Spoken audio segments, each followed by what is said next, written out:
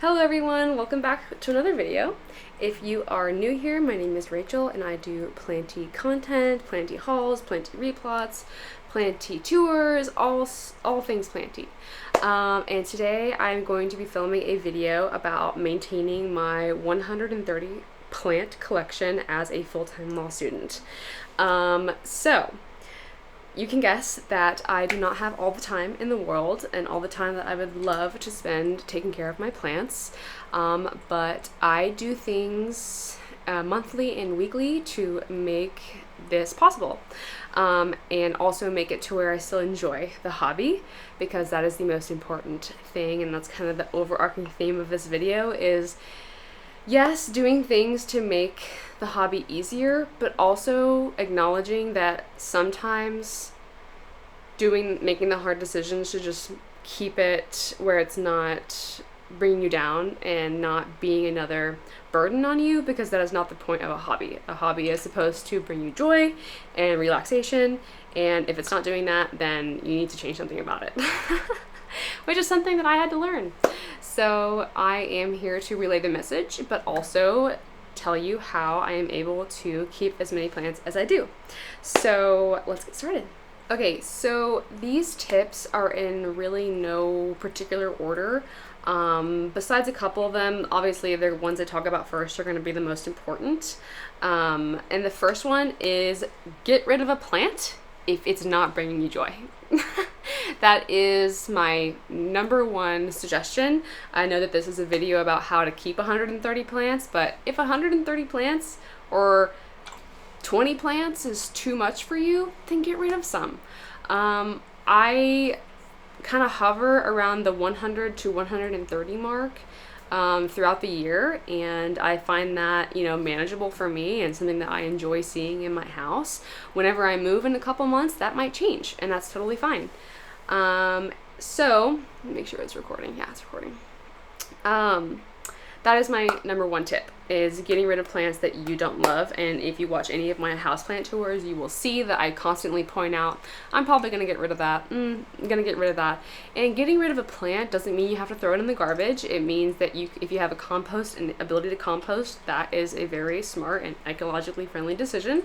If you have a friend that you think would like the plant, that is also a decision. I know that on plant Facebook groups, if you have a Facebook group for your city or town where you live, there will probably be a plant group where you can post, hey, free plants, whatever, or $10 or whatever you want to do. There are ways to get rid of them. And if you have none of that and it's still stressing you out, throw it away. I know that sounds harsh, but it is a mental health over feeling bad of throwing something in the garbage. But please do not just put it in your backyard or throw it over a fence somewhere, because these plants are, most houseplants are not native to where you're going to be unless you're viewing this from South America. Check if it's native, and if it is, then that's totally fine. You can throw it in behind your fence or whatever. But if not, please do not put it out in the environment. That is all I ask. Number two is watering. Watering is going to be the thing that takes the most of your time throughout, keeping a collection this large is going to be watering throughout the week. So I do a couple things. Number one, I use a electric watering can. I use a 2-gallon electric watering can, and I just don't put the tip of the watering nozzle that comes with it. I just leave it completely off, and that way it doesn't spray anything crazy. It doesn't have super high pressure or anything like that. So it's really easy to get to plants that are high, plants that are low, also very precision watering. I find it very, very helpful. Plus, because it's 2 gallons, it can take me through my whole collection. This pretty much takes me exactly through all 130. Well, some of them are semi-hydro, so it takes me through all of my soil plants. So that brings me to another thing. I use 2 different watering jugs. I use one for my soil plants, which is the one that you just saw, and then I also use one for my semi-hydro plants. And the reason why I use things that are different is because 2 reasons. For my semi-hydro, I use filtered water. So I fill up this isn't even a Brita filter, this is the cheaper version of Amazon's. and I use filtered water for my semi-hydro plants, and I also double the fertilizer.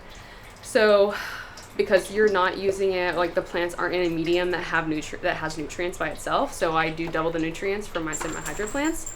And then for soil, I just use one.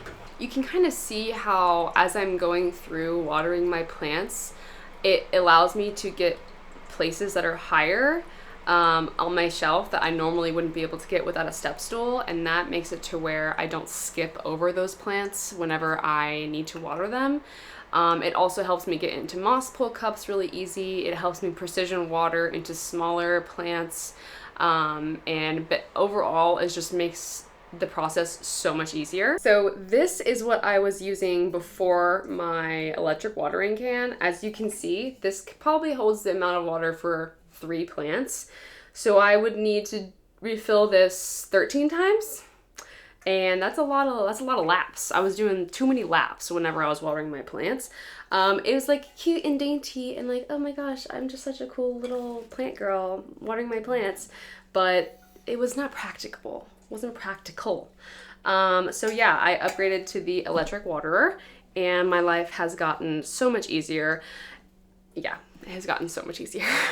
The second thing I will say about watering during the week or, during your whole, like in your schedule is I try, emphasis on try, I'm not always perfect, but I try to fill this up completely on the weekends. So I have both of my jugs filled up after Sunday, and that way throughout the week, because I do like my big watering on Saturday, so most of my plants are good. Most of my plants are actually good throughout the week if I just do my big watering on Saturday. But if I see a plant that I accidentally missed or one that just needs more watering more frequently, I have it filled up in my closet or wherever I store my watering container so that I can pick it up real quick and go water it or do a little quick walkthrough in the morning that takes 15 minutes as compared to filling it up, adding fertilizer, or waiting for the water to filter, filling up the semi-hydro jug, stuff like that, because the minutes add up whenever you're like rushing in the morning, which is a whole different conversation. We shouldn't be rushing in the morning, but that is what helps me stay on top of things if I need to do it during the week. Third tip that I have for making my 130 plant collection a manageable collection is having a very foolproof, easy to use fertilizer. So I use Foliage Focus. This is not an ad, but I have been using this for about 1.5 years, never had any fertilizer burn, my plants are growing fast, my alocasias are doing well with it. It is just an all-around great fertilizer, and I do 1 cap per gallon for plants in soil, and then I do 2 caps per gallon for plants in a semi-hydro setup. So super easy, I've seen people use there's like a combo fertilizer where you need to mix together 3 different chemicals and then that makes the whole solution and blah, blah, blah. I ain't got time for that. I just need something I can do 2 capfuls or 1 capful and we're good. So having an easygoing fertilizer is my number 3 tip. Speaking of fertilizer and kind of moving more into what I do setting the plants up to be successful and to make my life a little bit easier is I want to talk about semi-hydro, which is also in combination with self-watering pots. So they are 2 different things, obviously. One is a soil and one is a pot.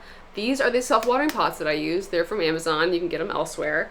But they have a wicking cord in the bottom. You can see look how healthy that root looks. She looking fuzzy and white.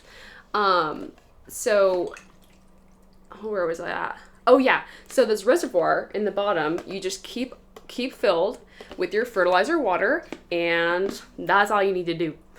Easy peasy. So that's why I like self-watering pots. I will say, I don't like soil in self-watering pots for a couple reasons, because one is that soil most of the time doesn't do very well if it's constantly moist. It usually, asterisk on usually, leads to root rot, and your plants will die.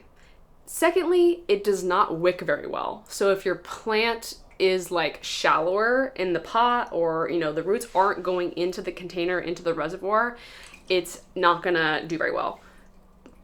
I say the asterisk because of some plants. For example, this plant, my calocasia, loves like boggy soils, like really loves always moist soils.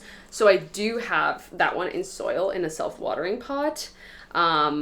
But you can see like the roots grow out of it anyways. It's going into the reservoir anyways. So there are some instances where you can use, sorry, I got distracted because this leaf is so cool.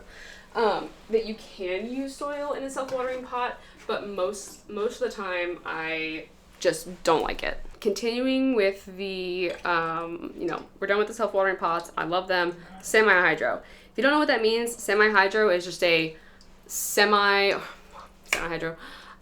It's like it's not soil, so you're using a substrate that's different than soil, but it's not totally water, because, you know, hydro would just be using water, like you're water propagating or water growing a plant, and then just, it's somewhere in the middle. So things that are semi-hydro are leca, or pon, and, you know, rocks, clay, that kind of stuff. I love using that because it is resistant to fungus gnats, because fungus gnats do not lay their eggs in it because it's not soil. And it's also reusable. So I really like to be able to reuse. I don't have to buy new soil and stuff like that. And it's really, sorry, I'm losing my train of thought. I'm getting distracted. And because it's the substrate that I use in my self-watering pots. So the more I have in semi-hydro, the more plants I can have in the self-watering pots. And I forgot to mention, the main thing with self-watering pots is that as long as you keep the reservoir full, then you're good. So I really only have to fill up my self-watering pots. I mean, it also depends on how big the reservoir is, but most of them, I only fill them up once a week. So I'm good, even though it's a plant that might need like really moist soil. And if it was in soil, you would have to water it like every other day. You don't have to do that with semi-watering or semi-hydros in self-watering pots. You can just fill the reservoir and you're good. Sorry to my moss pole girlies, and I am one. I am a moss pole girly, but my tip is to not have too many of them because they do take time.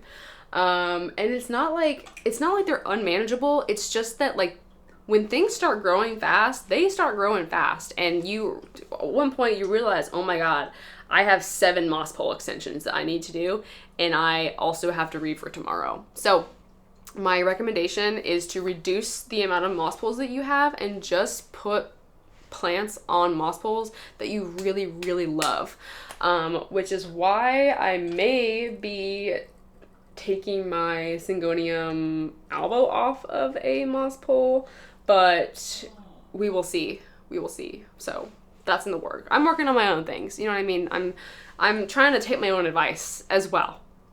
I've lost the tip count, but these last few are just very like small things that I do to help myself, and also just to kind of keep the hobby fun. The first one is to have a plant calendar. I bought this in Target, and literally it is just plants. I mean, it's big things like, hey, something I might have to work around with plants, or like vacations and finals and stuff like that. But mostly it is like, when did I apply beneficials? When did I do a systemic pesticide, which I'm trying to get away from, but another video. When did I, water my cactuses? That's a huge thing, is remembering when I watered my, I keep saying cacti.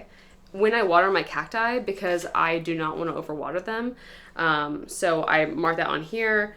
Yeah, whenever I apply beneficials, stuff like that, stuff that's like not super normal, like it's very irregular, but I need to know when I did stuff, I have on my plant calendar.